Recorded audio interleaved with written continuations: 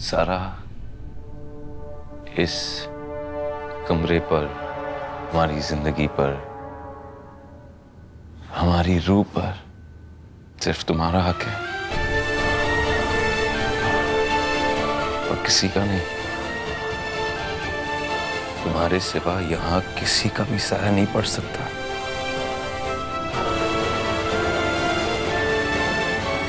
और उस रुखसार को भी हम उसके मकसद में कामयाब नहीं होने देंगे ज़ारा, इंशाअल्लाह।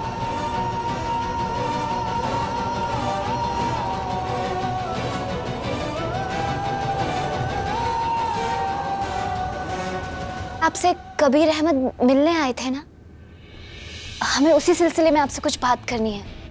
फरमाइए। देखिए काजी साहब, हम आपसे जो कुछ भी कह रहे हैं सर आप ध्यान से सुनिएगा।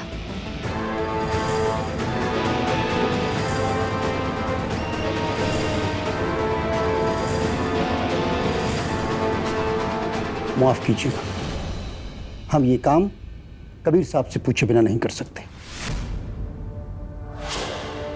काजी साहब लीजिए, कबीर साहब का फोन भी आ गया। हम अभी उन्हें बता देते हैं कि ये मोहतरमा हमसे किस काम की दरख्वास्त करने के लिए आई। नहीं काजी साहब, खुदा के लिए कबीर को कुछ मत बताइएगा। हमारी मजबूरी को समझिए काजी साहब।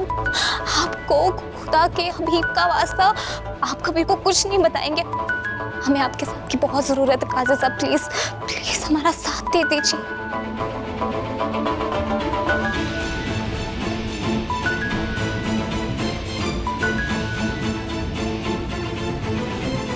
आदाब काजी साहब।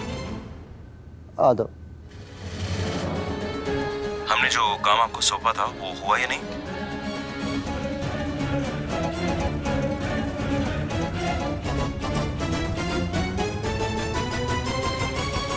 देखा आपने काजी साहब, दुनिया ना फरेब कर करके हुनरमंद होती जा रही है और हम एतमाद कर करके परेशान हुए जा रहे हैं।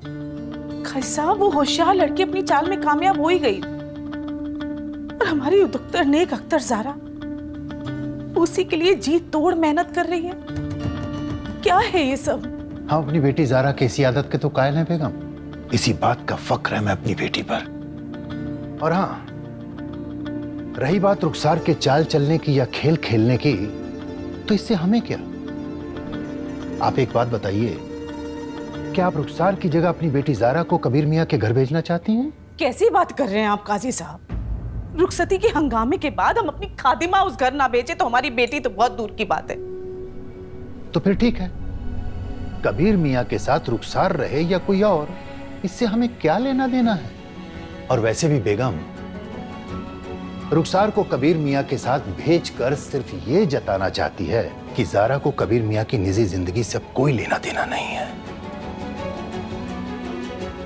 बैठिए।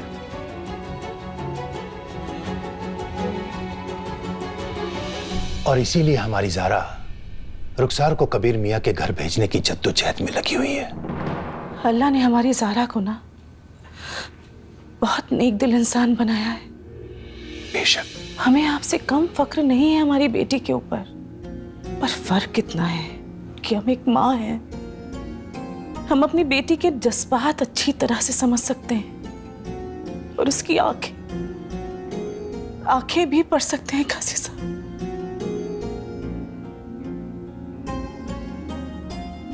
कबीर मियाँ और रुखसार तो एक हो जाएंगे काजी साहब, लेकिन हमारी ज़ारा एकदम तन्हा हो जाएगी। हम जानते हैं कि हमारी बेटी बहुत हिम्मत वाली लड़की है, मजबूत दिल की लड़की है, लेकिन तन्हाई का खौफ ना एक लड़की को चबा के रख देता है काजी साहब। हमें ना ये आपके और ज़ारा के ना मोटे मोटे फलसफे समझ में नहीं आते, बिल्कुल नहीं समझ में आते, क्योंकि हम एक माँ है काजी साहब। हम चाहते हैं कि हमारी बेटी का घर दोबारा से बस जाए। अब ये नहीं कह रहे कि आप उसके साथ जबरदस्ती करें, नहीं, लेकिन कम से कम हम उसके लिए रिश्ता तो ढूंढ के रख सकते हैं ना, ताकि बाद में हमें वो जद्दोजहद ना करनी पड़े। हमारी बेटी ज़ारा अकेली रह जाएगी तो टूट जाएगी, एकदम टूट जाएगी।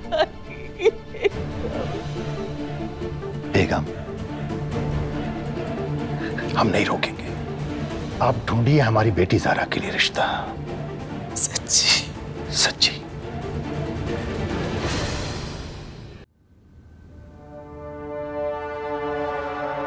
अस्सलाम। वालेकुम अस्सलाम। अस्सलाम वालेकुम सलमा बहन।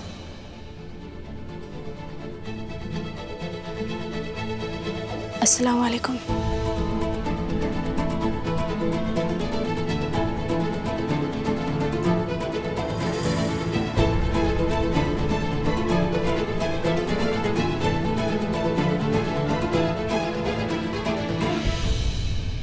वो हम क्या कहें, हमें कुछ समझ में नहीं आ रहा है।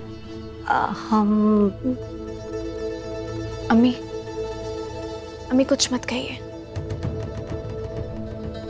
चलिए बैठ जाइए। आइए। तकल्लुफ की कोई जरूरत नहीं है, वक्त की कमी है, जो करने आए करने दीजिए। बस हम अपनी बहू रुखसार को लेने आए।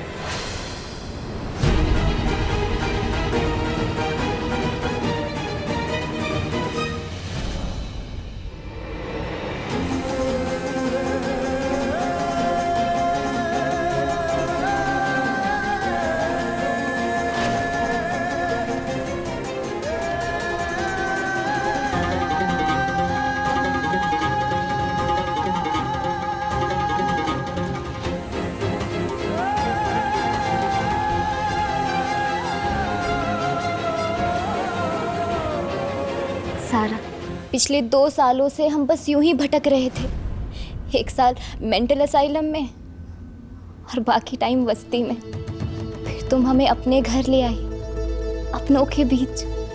सबने हमारा कितना ख्याल रखा, कितने प्यार से रखा हमें। और देखो, आज तो हमें कबीर भी लेने आया है, सबके साथ। ये सिर्फ और सिर्फ तुम्हारी वजह से हुआ है सारा। हम तुम्हारा कैसे शुक्रिया अदा करें।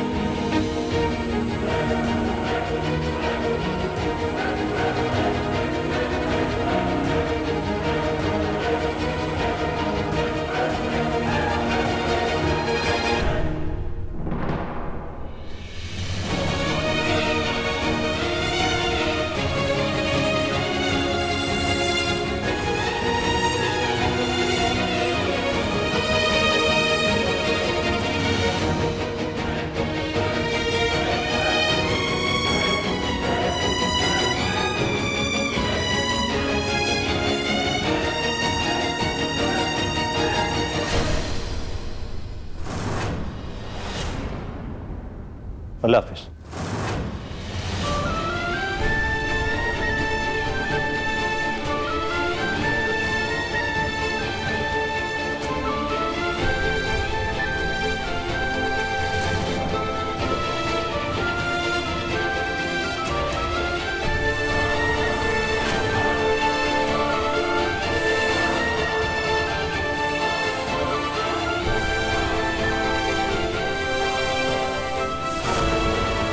हम अपनी बहू रुखसार को लेने आए। जरा बुला दीजिए उसे।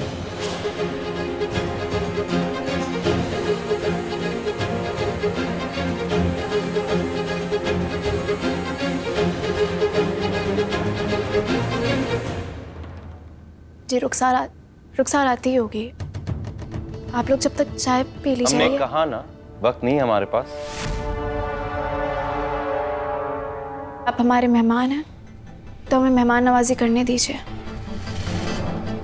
उसके बाद अपनी बीवी को लेकर चले जाइएगा।